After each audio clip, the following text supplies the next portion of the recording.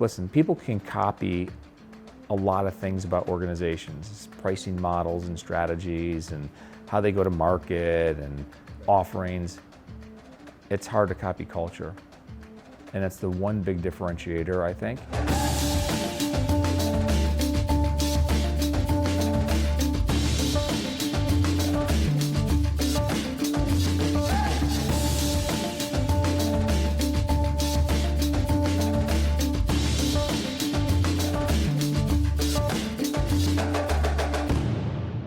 One of the big hot words today in any organization, but more so in our DSO organization, is culture.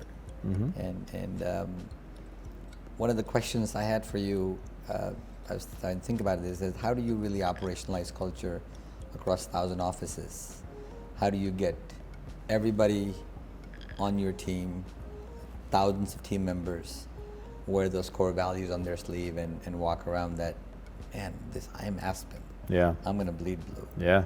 And how do you get them to do that at that scale? It's hard enough to manage one dental office. Yeah. And how do you get everybody to kind of conform and get excited about and really live those core values that you guys have? It's hard. It really is. But it's a necessity, and it's leadership.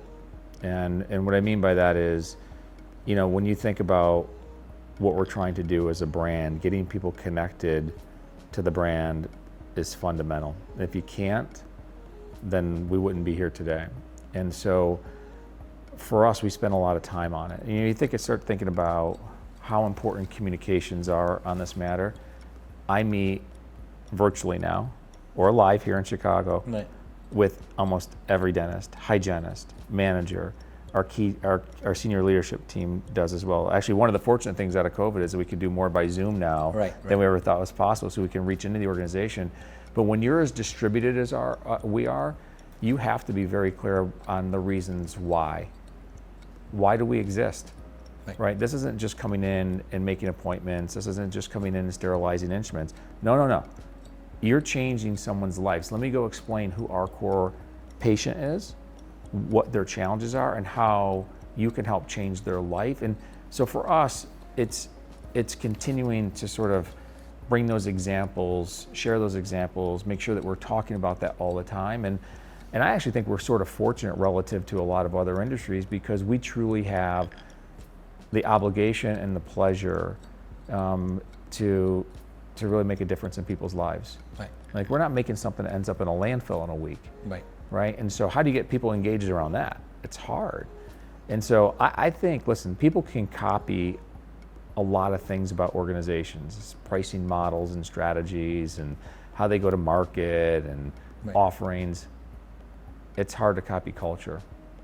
And that's the one big differentiator, I think, for us that's really important, will continue to be important. And how do you measure that somebody's actually adhering to the culture? How do you measure that? Is there a set of KPIs? Oh yeah. I mean, if you think about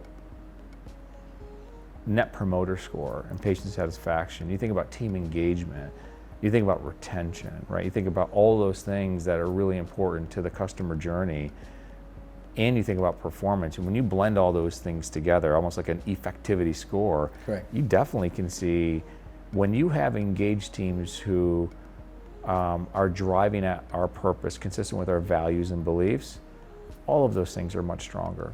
Patient satisfaction is stronger, patient acceptance is stronger, practice performance is stronger. You can tell. If you were to travel with me in some of the offices, like, oh my God, that team was amazing. Right. And then there's others where it's not. No, that's why we have managers and leaders, and you work at it all the time. But